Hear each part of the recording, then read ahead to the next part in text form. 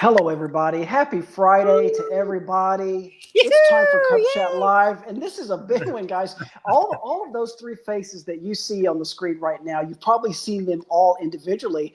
I don't know that we've ever had them all on together. It is an honor to be the host today. I'm Aaron. I'm surrounded by Mike, Anthony, and Audrey. They're going to be doing most of the talking, but in case you guys don't know, something big is happening.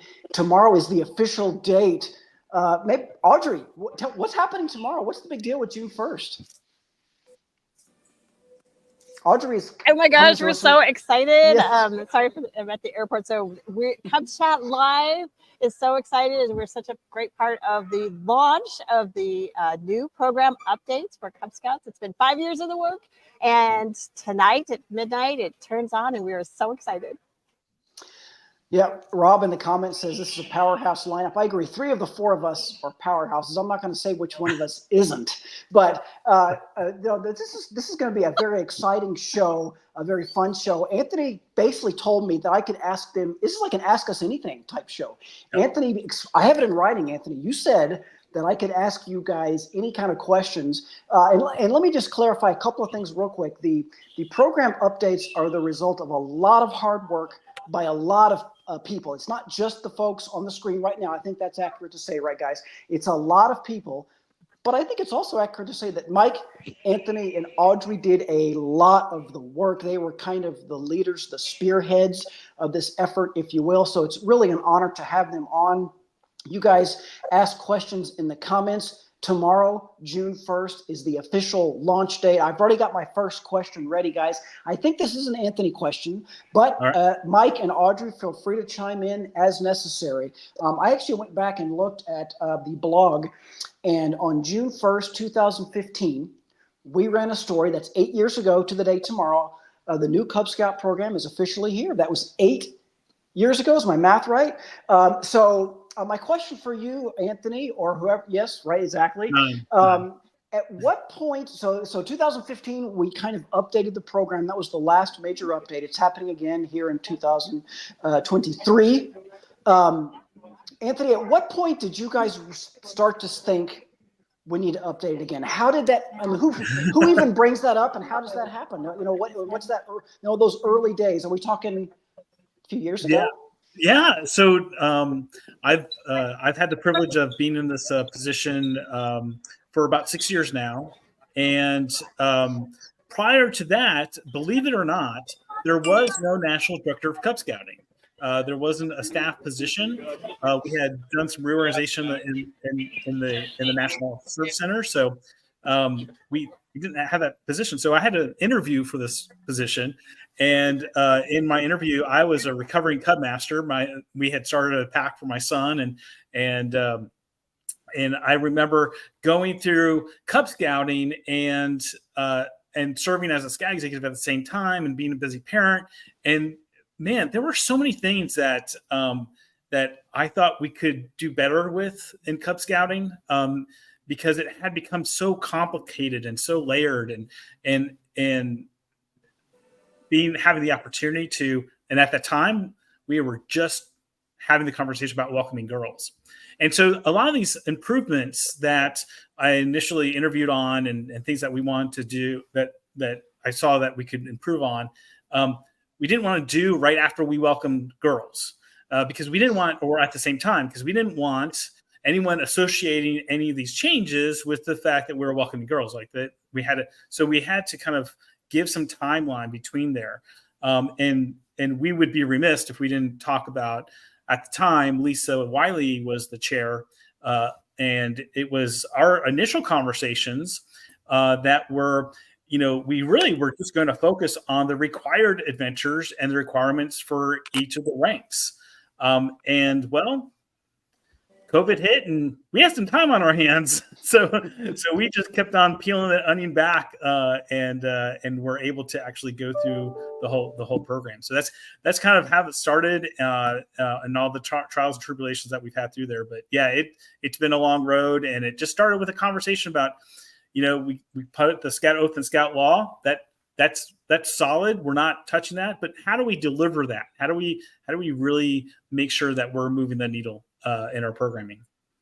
Yep. It's been a busy last few years for sure, Anthony. We got a lot of folks watching, by the way. Quick shout out to our old friend Rusty from Pack 84 in Ohio, who's watching. What's up, Rusty? Wendy's watching from Illinois. Good to see you, Wendy. Aaron with an E, watching from Michigan. Thank you for Aaron for watching. Appreciate that. Steve says happy Friday. Happy new Cub Day Eve. Very, very cool, Steve. A lot of familiar names here. Hey, Wendy, good to see you again. Wendy has, by the way, tagged a friend in her comment. I would like anybody, that's a great idea. Anybody can tag a friend. Yes, exactly. This is a Cub Scout launch party tomorrow. June 1st is the official launch day of the Cub Scout program updates. So Anthony, and you're the staff member here. You're the one that gets paid to do this. Audrey and Mike are volunteers. So at what point do you start to interact with the committee, and how do you determine their roles in this whole thing? Well, there's a lot of people who do things at the National Service Center that are unsung heroes, like yourself, Aaron. Thank you. Thank you, Anthony. You're like a celebrity because now it's Aaron on scouting, right? But, there's someone behind the scenes. Brian Worston is pushing buttons behind the scenes. Yes, absolutely. There's folks who are in publications team, our IT department, our marketing team, all those folks, those are all staff-led divisions. They may have some volunteer counterparts. But really, the division is simple, right? Audrey's the chair of the volunteer committee. She runs the meetings. She creates the agendas. She manages those volunteers and the projects that they're there. We as a key three, we have a key three. That's who you got with us, just like every unit has a key three. And we meet every week. We meet every Tuesday, and we talk about process and procedure, and that's our time together where I'm going to say we ignore our roles and our positions. And then when it does come time for action items, if it's a volunteer development, that's Audrey. If it's something that has to be, the website change or update or something like that, that's my role to facilitate those things. And then Mike probably has the toughest job in the world, right? He's the go-between for our committee and the commissioner staff nationally. So Audrey, let's get back to you then real quick. At what point do you remember the first discussion you had about Cub Scout program updates and what your initial reaction was? Did you think, oh boy, what have I got myself into? Or did you know this was a part of the deal when you became chair? Well, Lisa Wiley, our former chair, who was the initiator, she was the chair in charge that got this going, and she invited me to join the committee in Seattle. And at the time, I was heavily involved in older youth programs, and I thought, what can I contribute to Cub Scouts? And so she talked to me about different things and convinced me that I could potentially contribute something to Cub Scouting. And so, so I joined the committee. And so I was put immediately on a work group. I got exposed to our new methods, which were agile software development. It's agile development in the work groups. Led one of was one of the focals of a large required activity. And it was my passion because outdoors is one of my passions, and it had to do with conservation, leave no trace, and those kinds of things. So it really hit home to me what I really wanted. Was excited about helping out with that. And I was also very, very interested in data-driven things. I think a lot of us have been maybe potentially frustrated with some things, how they've gone. And it was exciting to see that we were actually asking our audience, our customers, what do you want? How do you want it? And what do you need to make your job easier, actually more fun, easy and simple. And I thought that was something I could get on board with and completely embrace. And then later lead. So there you are.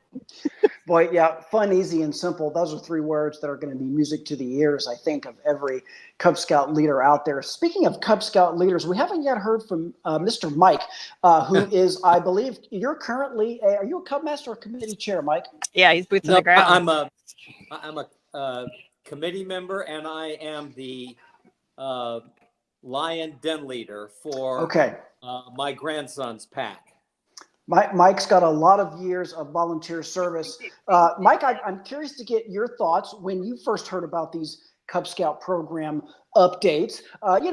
the Cub Scout program's been around for a long time. Did you have any concerns? Did you have any trepidations? Was there anything that you thought, well, we got to change this, we can't change this? I'm just curious, in those early days, Mike, what are your memories, and what was it like for you? Well, Aaron, in the early days, as I was exposed to what the type of changes that we were making, it was exciting because as someone who works with a Cub Scout pack 2, 3, sometimes even 4 times a week, I was aware that the program was a good program. But as I was learning about the changes that were coming down the road, I was very enthused and excited about them. And the more we worked as a Key 3 and then as a committee, it became obvious that we were going to do some things to make the program much more fun, easier to deliver, simpler to understand, those keywords that you hear all the time. So I became very excited and very enthused from the very beginning.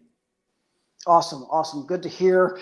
Okay. So as these discussions began to progress, and as I'm just picturing in my mind these brilliant people bouncing ideas off each other, one of the things that we've mentioned on many Cub Chat Lives is that these were not decisions that you guys just made because you thought it sounded good. Well, there's no new program that just Anthony says, I think this is a good idea, so we're going to do this. It wasn't like that. So maybe you guys, we've talked about this before, but you used real data, you used real feedback from the feed. Can anybody who wants to answer chime in on what that process was like? Where did you get the data and the information that you used to do these updates? Yeah. So a key tool that we use in the organization is called Voice of the Scout. And so every quarter, everyone in the organization gets an email asking them to participate in this survey called Voice of the Scout. And at one time, we were doing it every month. And we would give it to 1/12 of the folks that we had emails for. And that became, for me, it was very impactful when I was in a local council to actually kind of see what people are actually saying and thinking, right? And that tool is kind of what led us to being able to tack on other questions with that survey to kind of get a feel for some things. And then that led to even deeper surveys of, like, we surveyed every registered den leader one year with all the requirements for all the adventures and got their feedback. And that's where we did something that was tedious, but man, it was so impactful. Was every survey we had an open-ended question, which was, what did you like? What would you change? And thankfully, our leadership and our parents are not shy about sharing their thoughts and ideas, not only about the requirements that we were asking about, but also in general things. And it was through that process, by reading, that was over 4,000 responses, open-ended responses that we read individually, that kind of give us a sense of things that it's really hard to put a number on. You kind of the culture and the feeling, the tone, and some things that got popped up that were like, wow, that this is a reoccurring comment that we see. We need to address this because this is a pain point. And we discovered, I'm going to say a lot of pain points, but a lot of these changes were because of reading those feedback messages. And again, it wasn't like what you said. It wasn't us coming up with ideas and thought. We really did have volunteer leadership looking at content development. We were shameless in stealing ideas from Facebook. We got some great Facebook groups, and people would post these great fun activities and games, and we would just tag them and made sure that we built those kind of fun activities into our advancement. So that's and it's changed my life. It's changed how I look at projects and what we do as an organization, because we don't use assumptions anymore. If we don't know, I want to know. Let's ask what the field really thinks. Let's ask the people that this is going to impact.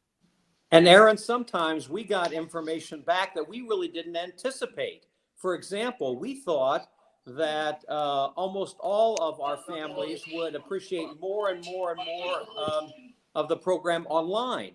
And so we assumed that, well, maybe we'll put all the handbooks online.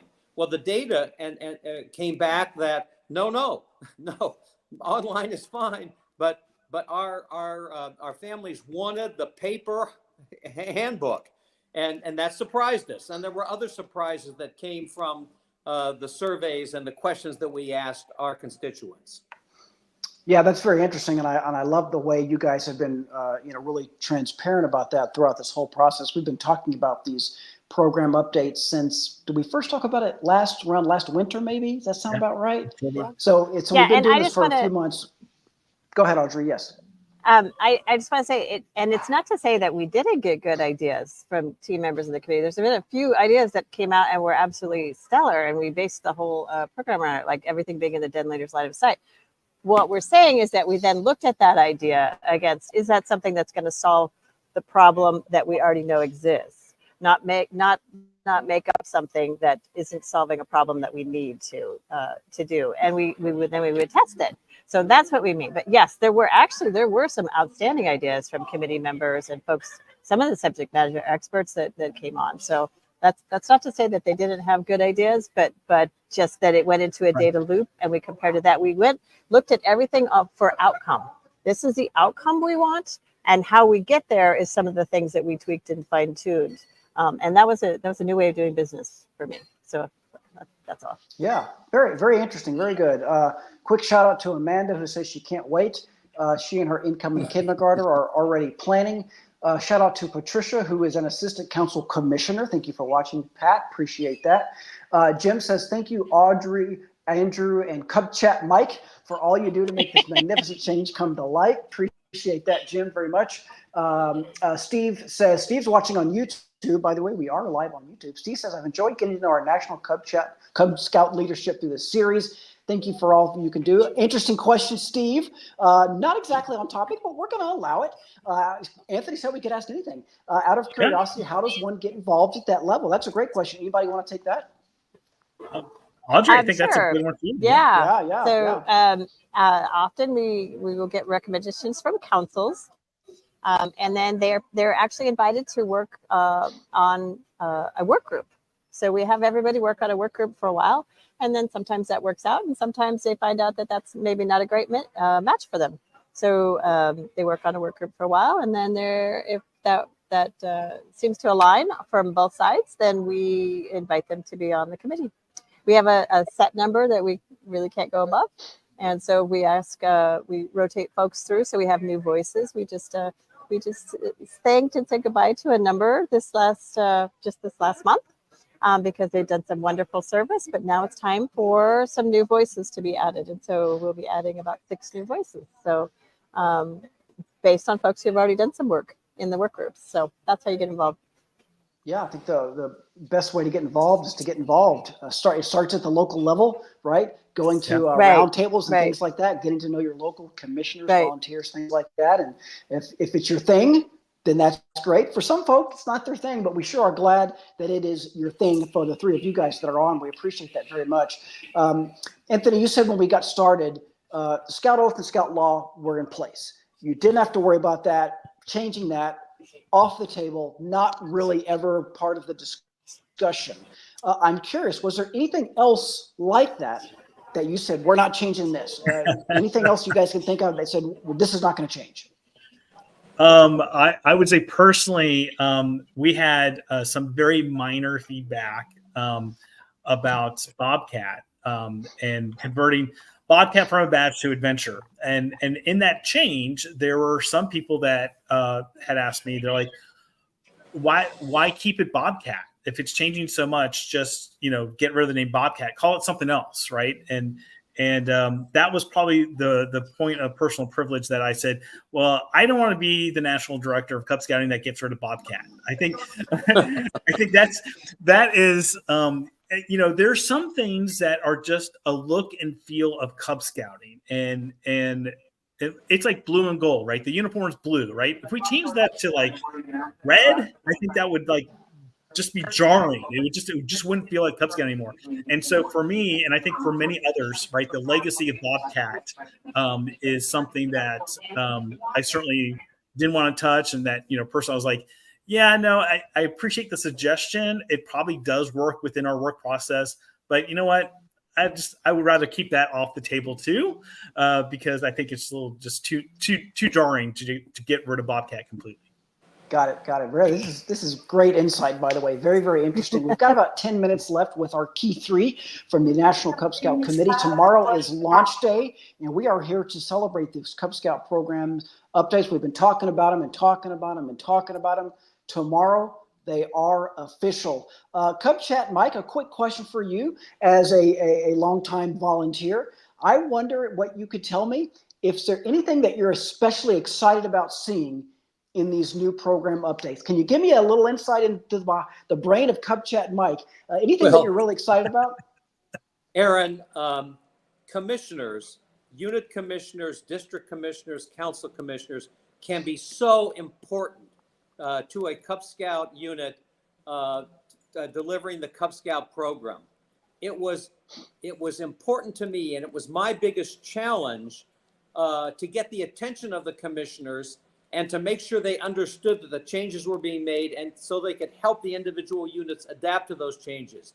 What's been most rewarding for me now is that I feel comfortable that commissioners, unit commissioners, district, council, I think these commissioners know more now about the scouting program that they've known for a long time. And that was so important to me. It was a challenge that I wanted to face, and I feel comfortable. Now we have more work to do. We want the commissioners to be more active with our Cub Scout units. But it was so rewarding for me to see these commissioners take to this new program, understand it, and pledge to deliver it to the units. And that leads me to another question for you, Mike. As you're going through this process, trying to sort of educate the commissioners, what kind of feedback did you get from them? Did you encounter a lot of resistance? Again, we've got a lot of longtime volunteers who feel very passionate about the program. Mike, what was that experience like? You know, it was very interesting because I have given several dozen presentations on the new program to the various commissioner groups, the territory commissioners, council commissioners. And what's incredibly rewarding is that after I make my comments, the feedback I get is so positive. This sounds wonderful. This is what we've needed. I got no negative feedback. All I got was these wonderful comments. Thank you. This is what we need. That is awesome. That is so good to hear. Appreciate you sharing that, Mike. We got a question from Frank, who's watching on YouTube, that anybody can answer if we have an answer, about training, online training for leaders. Yep. Is that available? Can we talk about that at all? Absolutely. Training is live. So if you go to position-specific training, all the modules have been updated. We actually asked, and we didn't get any feedback about our training, our online position-specific training modules, or the order or content or anything like that. So the structure is still the same. So you'll see the names of the modules have remained the same. We've just have updated. Every module has been updated for content and for making sure uniforms look correct and the policies are correct. So that's up live now. If you've taken training in the past and you just want to see the new stuff, I think there's 6 modules that we recommend that if you want to review, that's where the bulk of the changes are. And that would be the obvious ones: uniform, advancement, Bobcat, how to run a den meeting, how to run a pack meeting. Those are the ones where the big core, changes that you'll find to kind of get caught up with the program changes or live at. So, yep. Audrey's raising her hand very politely. Appreciate that, Audrey. Thank you. Well, Brian's been muting me and I'm muting, which I appreciate because the airport is a loud place. So just to add, we're going to be doing a Cub Chat Live on that, and I believe it's on the 14th. So there'll be more specifics on that, but that's in general what we have. And as we're talking about that and these updates, I also see, I think, a couple of questions about den leader resources and den meeting. So I think we did a Cub Chat Live on this already, but we're not doing traditional. If you're looking for a notebook that says, "All right, here's the adventure, and this is the meeting plan, and this is the ceremony that you have to do, and this is the game you have to play, and this is the talk time." we asked a lot of den leaders, and they essentially said, we don't use that. Some do for planning purposes, and actually what they do is they pick out the activities that relate to the actual adventure requirements, and that's what they use the den meeting plan for. So that is what we are delivering. So you'll actually see on scouting.org now, and if you scan the QR codes that are in the handbooks for lion, tiger, and wolf, those are now up and live. And so we went through that process of, we're going to give the den meeting resources for free. So it's not a resource you have to buy. It's easy to access. It's easy to share. So the den leader doesn't have to do every activity. They can share that with a parent or an assistant den leader who's going to help with that activity. They have direct, there's no login, there's no password, all that kind of stuff. We got rid of that. So those resources are up. The bear, Weeblos, and the Arrow of Light. Right now, we're kind of like the duck with the pedaling feet furiously underneath the water to get those up by tomorrow. Scouting.org actually crashed a couple weeks ago. Some of you may have noticed that. It was not us. It wasn't us posting stuff. It was something else. And so that kind of delayed the IT team about 2 weeks. But fortunately, it's going to look like maybe a day or two delay on the Bear, Weeblos, and Arrow of Light den meeting resources, not den leader, but den meeting resources that might get postponed. But we're working diligently to get those up, certainly by Monday or Tuesday of next week.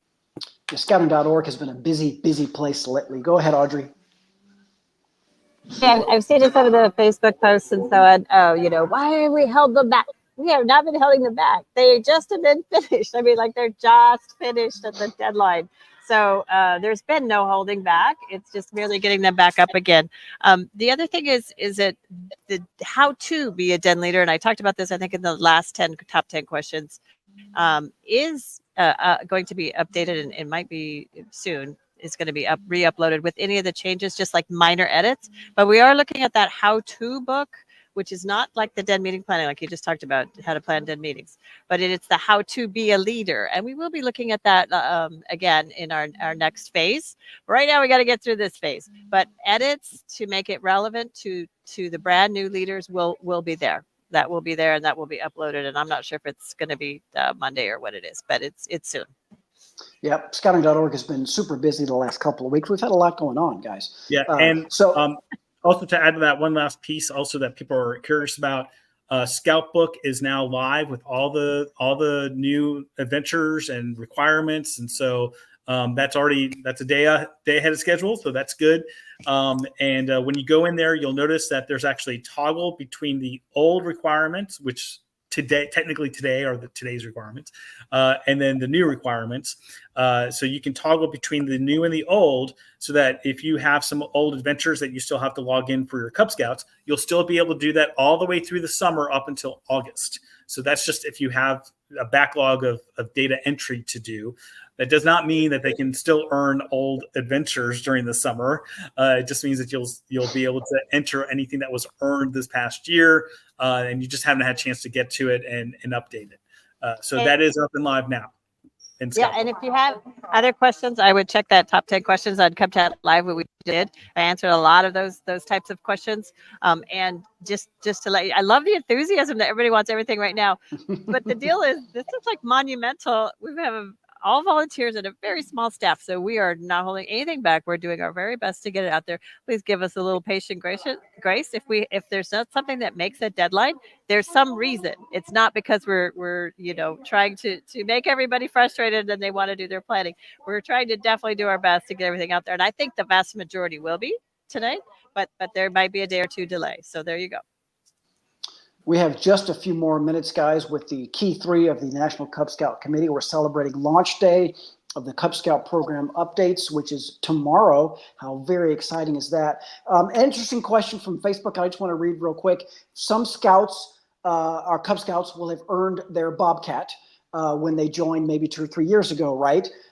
If they're, say, Arrow of Light Scouts this next summer or fall, does that mean they have 2 Bobcats? Can anybody kind of qualify that? Yeah, you got it. Every year they'll get a different bobcat, a belt loop or pin, depending on what the rank is. And it has new material. It's age appropriate, and it's going to be fun. Yeah, Melinda so they're not doing really, the same. It's not redundant, Melinda. It's not Yet. the same. It's actually It's not a the different same like program. yeah. Right. But some of it, I do want to point out that, redundancy at this age and repetition is actually a good thing. It's not a negative. Okay. When we're, especially talking about first and second graders, repetition is good. And I can't think of something that I would rather have kids repeat all the time as much as possible is the Scout Oath and Scout Law. Right. Let's repeat that as much as possible. Let's not get upset that, we already repeated that last year. That was a requirement from last. No. And honestly, they do that in Scouts PSA. Yes, you pass it off in Scout, but you repeat it almost every single meeting and every single ceremony. So it is designated for repetition. So yep, there you go. We have just a few more minutes, guys, but we got some more questions, so I'm going to keep on asking if that's okay.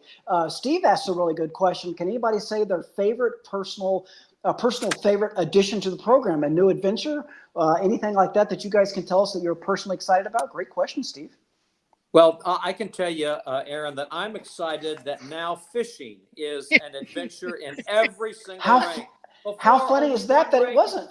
And I like to fish. I just got back from fishing. I'm excited now. Fishing is available for every age, every grade, every rank. Like Anthony, I'm a recovering Cub master, and I remember, it's been a few years, recruiting a bunch of Cub Scouts, talking about going fishing, and then when I really looked at the program, I went, wait, where's the fishing come in? And we ended up going fishing at camp and things like that, right? But it wasn't an adventure, right? So that's very, very cool. Anybody else? Anthony, any thoughts from you or Audrey on that? Audrey? Oh yeah. So for me, it's outdoors. The fact that it's a required adventure, it has emphasis on it. It teaches leave no trace all the way through. Next up I was going to have to say is the world conservation is also a passion point of mine, and STEM. So I guess I cheated. I got 3, but I love to see how robust that is, and I think that a lot of our parents are looking for that in a program. And real quick, Anthony, before you answer, Audrey, and I think we did an episode of this. I want to remind everybody, Cub Chat Live episodes are archived both as a podcast or on the Facebook page that you're watching them right now. You can go look at them now.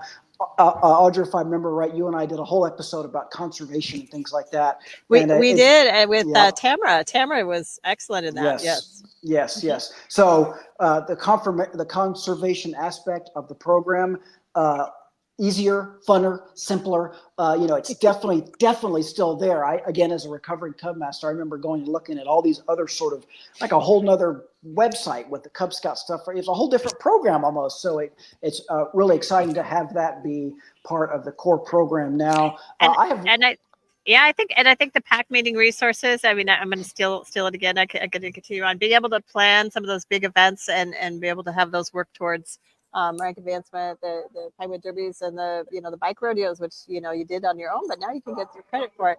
Well, that'll develop into other pack resources we're going to be looking at in the future. So there's a teaser for you. Awesome. Anthony, I'm going to ask one final question before we let you guys go. By the way, we have a lot of folks in the comments who agree about fishing. They were saying the same thing, so that's very, very cool. Again, so tomorrow, June 1st, is the first day of the Cub Scout program updates. Can you just tell our viewers, if you're a Cub Scout leader, what does that mean to them? Starting tomorrow, they need to do what? Yeah, so tomorrow is the official time where you can start working on the new rank advancement. So for many of us across the country, not all of us, we understand that. That's some of the challenges with the national rollout of a program.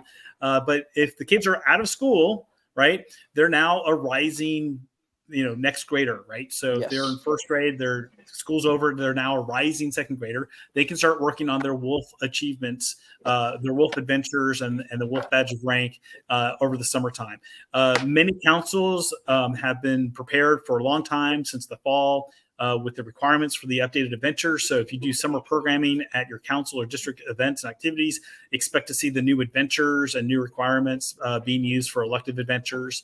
And so that's really, it's that simple. Cub Scouting is kind of easy to do this hard stop and start, because every grade, each grade you progress to the next rank, right? And so You're not in the rank for more than 1 year. And so it kind of made it easy to be able to say, okay, here's our hard stop. Those are coming in. Like most people, right? If you're a wolf, you don't own a bear book. So you really don't know what's in the bear book until you're in 3rd grade and you get your bear book, right? So to them, it's not a new program. It's just the program. And so I would say really, really make sure that when you're welcoming new families, either during the summer or this fall, that you kind of refrain from trying to do these comparisons of, well, Bobcat used to be this and now it's this. New folks joining don't care, right? They just give them the quality program that they're looking for joining. They really don't want to know all the ins and outs of what it used to be like. Just let them know what it is, because the whole idea is to make it fun, simple, and easy. And we got some pushback from people saying you've watered it down. So here's my stump speech. All right, we didn't water the program down. We just made it easier for everyone to be able to deliver. If you still want to be the advanced kind of person and do some awesome, excellent, great stuff, keep doing that, right? But we have to make sure that everyone can do Cub Scouting, and not just the elite folks who got 6 hours a week that they give to being a den leader. We've got to make it a little bit easier for all parents. So here's my feedback, right? So here's the Wolf book from 1934, actually 43. The requirements to earn your Wolf badge of rank in 1943, you only had to do 13 requirements. That's it. Not 13 adventures, not 13 badges that had 5 requirements each. They only had to do 13 things. The book I grew up with, this is my book as a Cub Scout. You look at the requirements here and the simple stuff. I mean, this was the requirement. I mean, and that was your den leader guide too. There were no den leader guides. It was simple to deliver. And during these time frames, Cub Scouting grew tremendously. So we want to keep it simple, but that doesn't mean that you can't keep on doing these awesome, extravagant things that you're doing with your pack and make the program even better for your local Cubs.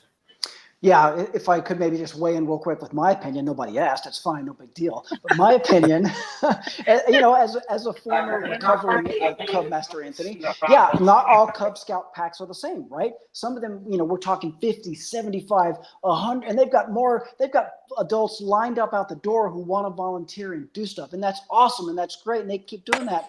Some of them, it's more like 15, 18, 20 or so. And they're scrambling to try to get exactly.